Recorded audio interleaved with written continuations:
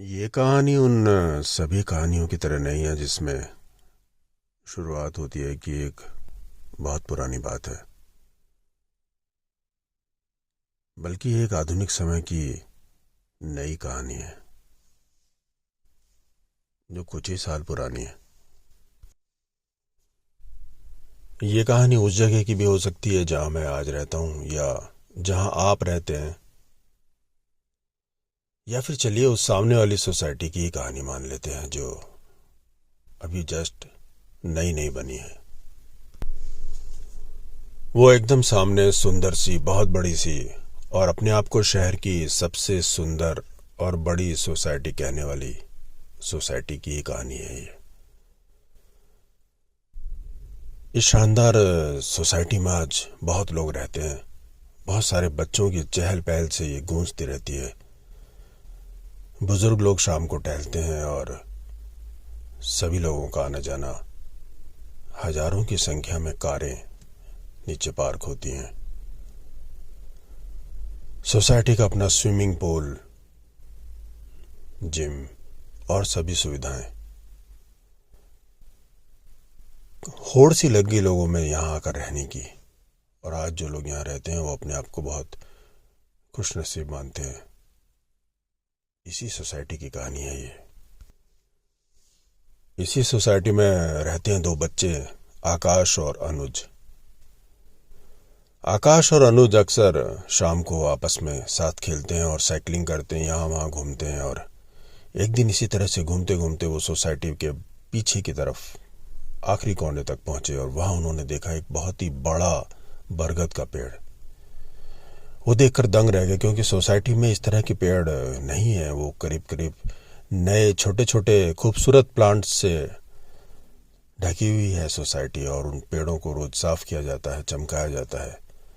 लेकिन इस तरह का पेड़ पूरी सोसाइटी में शायद वो एक ही है। बहुत बड़ा विशाल बरगद का पेड़, शायद दशकों पुराना या फिर सदियों पुराना। लेकिन उन्होंने देखा कि शाम के समय भी पेड़ पर कोई हलचल नहीं, कोई चिड़ियाएं नहीं थी और बड़ा ही सुनसान सा माहौल था। थोड़ी देर के लिए आकाश और अनुज उस पेड़ के नीचे बैठ गए और आपस में बातें करने लगे। आकाश ने कहा, अनुज, कभी तुमने सोचा कि हमारे आने से पहले यहाँ कौन रहता था? अनुज ने कहा, हाँ, मैंने एक दिन अपने पापा से पूछा कि पापा, यहाँ हम लोगों के आने से पहले कौन रहता था? पापा ने कहा, कोई नहीं रहता था बेटा, यहाँ तो सिर्फ जंगल था। हम ही लोग हैं जो पहली बार यहाँ रहने के लिए आए हैं। आकाश और अनुज की बातें सुनकर बरगद के पेड़ से रहा नहीं गया। उसने कहा कि नहीं नहीं, तुम लोगों के आने से पहले यहाँ सोनू मोनू, चिकू पिकू, सोमू लोटू, बहुत सारे लोग रहते थे, बहुत सारे बच्चे रहते थे। और ये सारे दिन चिड़ियाओं की चहचहाहट से गूंजता रहता था। बरगद के पेड़ की आवाज सुनकर आकाश और अनुज एकदम डर गए। उनको लगा कि ये कौन है। लेकिन पेड़ ने कहा कि बच्चों, डरो मत, मैं हूं बरगद, मुझे अपना दोस्त ही समझो।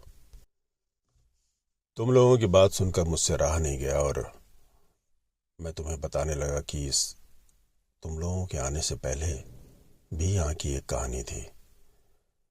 आकाश और अनुज को बरगद की बातें अच्छी लगी। उन्होंने कहा, बताओ बताओ, हमें बताओ, हमसे पहले यहाँ कौन रहता था? बरगद के पेड़ ने कहा, अभी बहुत दिन पुरानी बात नहीं है ये। यहाँ हमेशा ही एक बहुत खूबसूरत जंगल था। सैकड़ों पेड़ थे मेरे जैसे, आम के, नीम के, और उन पेड़ों पर रहते थे हजारों चिड़ियाएं, तोते, कबूतर और पता नहीं कितने पक्षी। फलों और फूलों से लदे रहते थे वो पेड़, और सारे दिन उन छोटे छोटे बच्चों की चहचहाहट से गूंजते रहते थे। बारिश में तो बहुत ही खुशनुमा हो जाता था यहाँ का जंगल। सोनू मोनू, चिकू पीकू, ये सब छोटे छोटे बच्चे थे, और इन सबके माओ ने ना मेरे ऊपर ही अपने छोटे छोटे घोंसले बना रखे थे, और वो अपने आप को बहुत ही सुरक्षित महसूस करते थे। सोनू मोनू की दोस्ती चीकू पीकू से हो गई थी। वो अपने घोंसले से निकलते और उनके घोंसले में चले जाते। इसी तरह से सारे बच्चे दिन भर एक दूसरे से मिलते और एक दूसरे के घोंसलों में जाकर खेलते रहते थे। ज्यादातर चिड़ियाएं और पक्षी उनके लिए दाना ढूंढने निकल जाते सुबह और शाम तक ही आते। बहुत अच्छे से जिंदगी चल रही थी सबकी। मैं भी बहुत खुश था, सारे पेड़ भी बहुत खुश थे। फिर अचानक कुछ साल पहले कुछ लोग आए और हमें भी लगा कि कुछ अलग अलग सा हो रहा है। उन लोगों ने कुछ पेड़ों पर निशान लगाए। चिड़ियाएं, कबूतर, तोते सभी ये देखकर थोड़े थोड़े हैरान थे, लेकिन उन्हें बिल्कुल अंदाजा नहीं था कि आगे क्या होने वाला है। फिर धीरे धीरे कुछ और लोग आने लगे और धीरे धीरे कुछ मशीनें भी आने लगी। सभी पक्षी हैरान थे और थोड़े डरे हुए भी थे, क्योंकि शोर शराबा बहुत बढ़ गया था।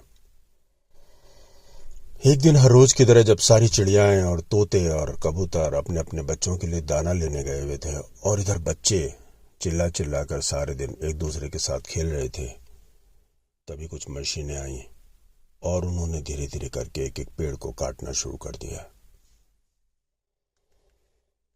जल्दी ही ये पूरा जंगल उन्होंने साफ कर दिया। सारे पेड़ नीचे गिर गए।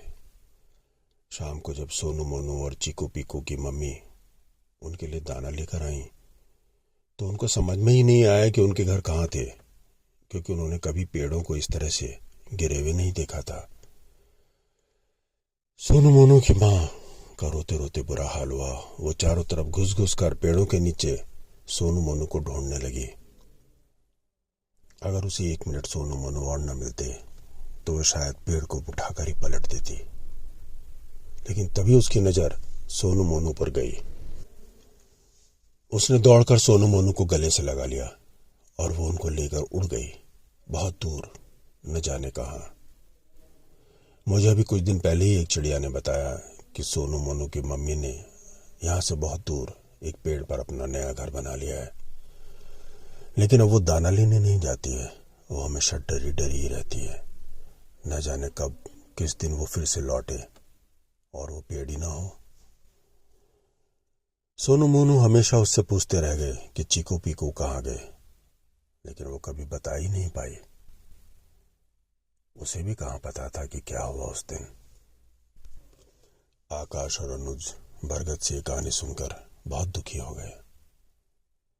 उन्होंने कहा, बरगद दादा, आप हमें बताओ, हम सोनू मोनू को कैसे यहाँ वापस ला सकते हैं। बरगद दादा ने कहा, बेटा ये तो मुझे नहीं पता, पर मैंने सुना है कि कुछ नए पेड़ लगाने से कुछ चिड़ियाएं वापस आकर उन पर अपने घोंसले बनाती हैं। अच्छा हो तुम अपनी सोसाइटी के लोगों से बात करो और यहाँ कुछ पेड़ लगवाओ जिन पर नए नए घोंसले बन सकें। आकाश और अनुज ने कहा कि वो आज ही जाकर अपने पापा से बात करेंगे और इस सोसाइटी में बहुत सारे नए पेड़ लगवाएंगे, बड़े बड़े पेड़, आम के पेड़, नीम के पेड़, बरगद के पेड़, पीपल के पेड़, ताकि जल्दी से सोनू मोनू चीकू पीकू जैसे बहुत सारे पक्षी फिर से आए और अपना घर यहाँ बनाए। बरगद दादा उनकी बात सुनकर बहुत खुश हो गए। उन्होंने कहा, चलो हम सब मिलकर कोशिश करते हैं।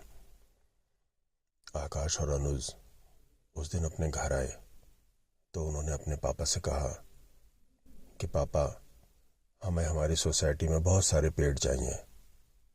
पापा ने कहा, पेड़ तो बहुत सारे लगे हैं। नहीं नहीं पापा, ये वाले पेड़ नहीं, बड़े बड़े पेड़, बरगद के, नीम के, क्योंकि हमें लाना है सोनू मोनू और चीकू पीकू को। दोनों के पापा ने उनकी बात मान ली और कहा कि वो जल्दी इस सोसाइटी में बहुत सारे पेड़ लगाएंगे। ये थी कहानी आज की, हम सबकी सोसाइटी की। आप भी इंतजार कर रहे हैं क्या अपने बच्चों के कहने का या उस बरगद दादा की कहानी का? चलिए कुछ पेड़ हम भी लगाएं, अपनी सोसाइटी को हरा भरा बनाकर, उन चिड़ियाओं को, उन पक्षियों को फिर से बुलाए, दे उन्हें उनका घर वापस।